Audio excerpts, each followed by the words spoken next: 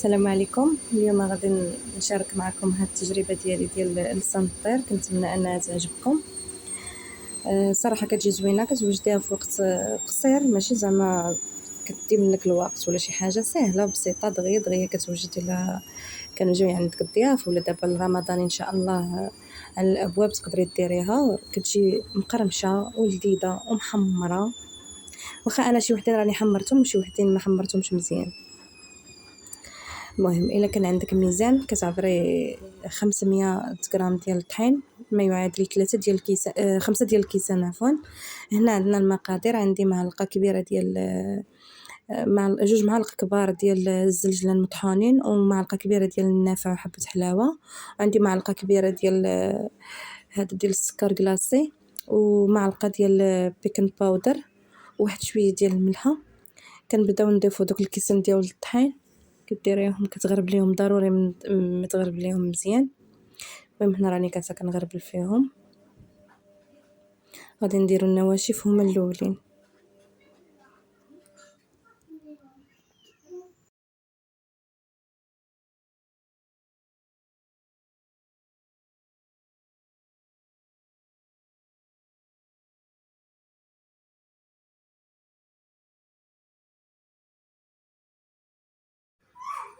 نغربلت الطحين وغادي نزيد عليه الزلجلان النافع وحبه حلاوه، وغادي نزيد المعلقه ديال السكر كلاصي وبيكن باودر ومليحه لتحسين الذوق. كتقويش فيها الحلاوه بزاف حيت كتزيدي تغطسيها في العسل. ضروري خصك تقلي الحلاوه، ما ديريش بزاف، درت غير معلقه وراه جات حلوه. صافي كتبقاي تحركي على هذا الشكل هذا باش يدخلوا دوك المقادير في الطحين. والدقيق الابيض يكون ضروري من نوعيه جيده ديال الحلويات، ما يكونش الطحين حرش ولا شي حاجه. هنا دوبت نص كاس ديال الزبده. الا ما كانش عندك الزبده تقدري ديري غير معلقه ديال الزبده دايبه وتزيدي معاها كاس، تزيدي معاها الزيت النباتيه. المهم ديري نص كاس، ماشي ضروري يكون نص كاس كامل ديال الزبده، تقدري تكملي بالزيت النباتيه عادي. دوبي معلقه ديال الزبده وتضيفي عليها الزيت. صافي كتبقاي تحركيها بحال هكا. انا راني درت الزبده سخونه شويه وتدار تحبب ليا الطحين وتحبوا ليا هادو. خاصك ضروري ديريه هو بارد، تخليه يبرد شي شويه.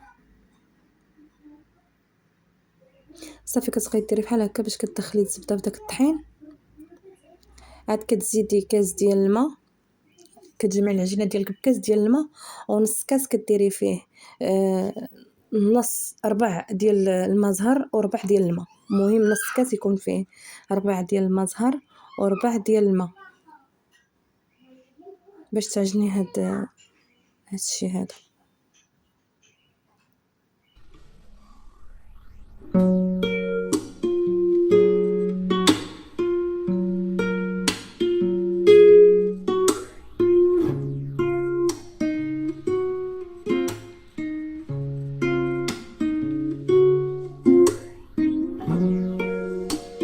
صافي كتبقاي بحال هكا حتى كتجمع لك العجينه مزيان.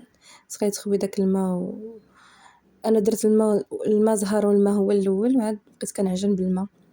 الماء عادي من الروبيني بارد، زعما ماشي الماء سخون ولا دافي، لا كتعجنيه بالماء بارد، ماشي بارد من الثلاجه، يعني عادي غير من الروبيني.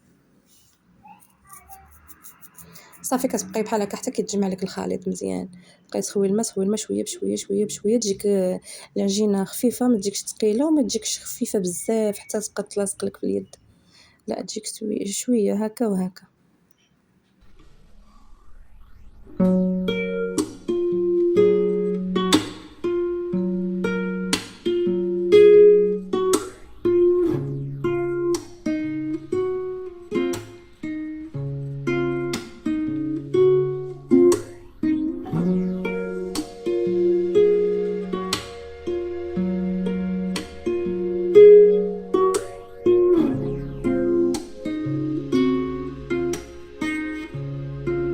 صافي هنايا ملي ساليت العجينه كتغطيها، كتخليها ترتاح واحد الا ما كنتيش مزروبه عليها واحد ربع ساعه اولا نص ساعه، كتخليها كترتاح مزيان.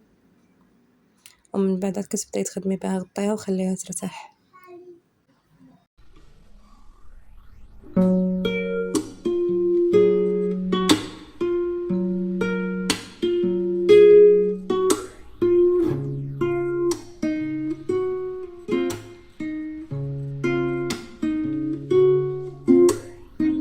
صافي هنا من بعد ما ارتاحت ليا كنقسمها على 4، ومن بعد دوك 4 كنقسمهم. لا هنا كان خاصني نقسم كل مثلث نقسمو على 3 باش تخرج لي 16 قطعه.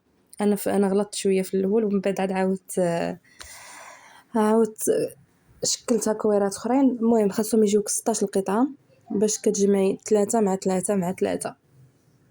ضروري خصك ديري 6 ديال 16 كويره. انا هنا ما جمعت 16 حتى من بعد عاد عاودت قديته.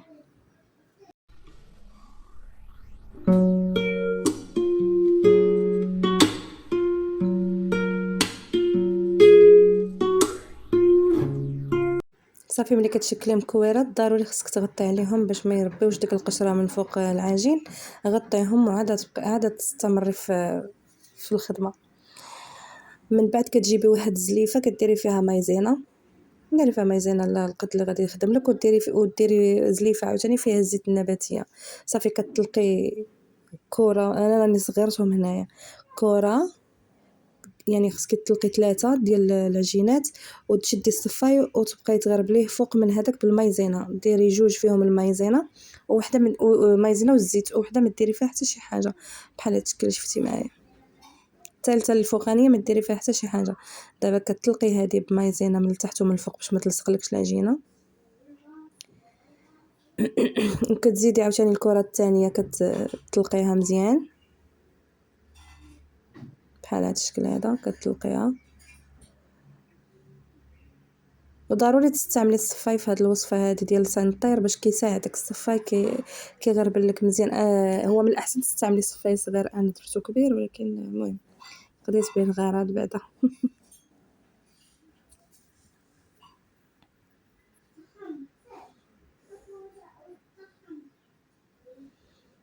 صافي نبقاو غاديين بحال الطريقه الاولانيه، ندهنوها بالزيت مزيان بحال هذا الشكل هذا. ندهنيها بالزيت، دهني الاولى والثانيه بالزيت، وتزيدي من فوق منهم عاوتاني تهزي الصفاي ديري فيه مايزينا بحال هكا وتغربلي فوقها، وتحطي وحده فوق وحده وتزيدي عليهم الاخرى اللي ما فيها حتى شي حاجه. صافي كتبقاي غدا كتستمري بهذه الطريقه حتى كتساليهم. انا 2 ما جاونيش 3، جاوني 2 مع بعضياتهم، درت 2 الاخرانيين جاوني غير 2. المهم كتبقاي غدا كتستمري بهذه الطريقه هذه حتى كتسالي العجينه ديالك.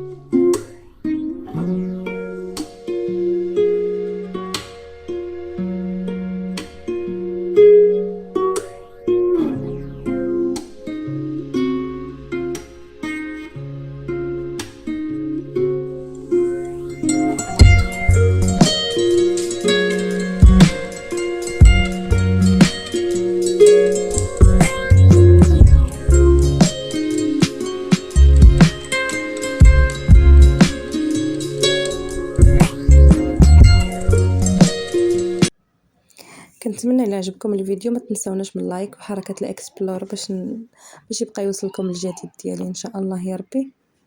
صافي هنا ملي ساليت دوك الكويرات كاملين انا جبت وحده كتبقاي تلقي على هذا الشكل، كتلقيها رقيقه باش تجيك مورقه. كتلقى بهذه الطريقه هذه. صافي كتهزيها، خاصها تكون عندك شي مقله اللي كبيره. انا طيبتها في المقله ديال الحرشه، ما عنديش طيفال زعما كبيره، واخا جاتني شويه مضيقه ولكن المهم طابت مزيان. هذه ملي كتكون الاخرى كطيب كتجيبي الثانيه كتبقاي تلقيها على هذا الشكل هذا باش ملي كطيب الاخرى دغيا كتحيدها، ما كتخليهاش طيب بزاف. ها انا كطيب على هذا الشكل. يلا كيبداو يطلعوا دوك الفقاعات كتقلبيها، عاوتاني كيطلعوا الفقاعات كتقلبيها، ما تخليهاش تحمر. فهمتي شفتي كيفاش بحال هاد الطريقه هادي. من بعد تجيبيها ضروري تغطي عليها بواحد الزيف. انا راه تحمروا ليا شي شويه، ضروري تغطي عليها بواحد الزيف باش داك الربوك يرجع عليها. من بعد كتفرقيهم ورقه بورقه، يعني كيجيو مرقين وزوينين. صافي كتستمري على هاد الطريقه، كتبقاي تقلبيهم بحال هاد الشكل هذا. ها كيبداو يطلعوا دوك الفقاعات كتحيديهم. من بعد درت واحد الزلافه فيها خلطت فيها الطحين والماء، كتبقاي تحرب ليهم بحال هكا، تفرقي الورقه على اختها، تحرب ليهم بحال هكا حربولات. كديري زلافه فيها الطحين وفيها الماء، كتخلطيها مزيان باش يتسد لك العجينه باش كتلصق في بعضياتها وما كتحلش ملي كديريها في الزيت. صافي كتستمري على هاد الطريقه حتى كديريهم كاملين. يدك خليها مرخوفه، ما تزيريهاش بزاف. هنا كتجيبي واحد السكين يكون ماضي وكتقطعي به على هذا الشكل هذا، كتشكلي بحال هكا باش كيجيو بحال لسان الطير. كتحيدي دوك الزوائد الاولى وكتحيدي الزوائد الاخرانيين. كتستمري بهذه الطريقه هذه. ايوا الموس خاصو ضروري يكون عندك ماضي باش تقطع هادشي زوينه. صافي كتقطعوا بحال هذا الشكل هذا. كديري واحد المقله فيها الزيت، تكون ما كتلصقش، تكون فيها الزيت. الزيت من الاحسن ديري كميه كثيره، راه ماشي بحال كتقلي شي حاجه، باش يتغطاو وتقلاو لك مزيان بصحه وراحه.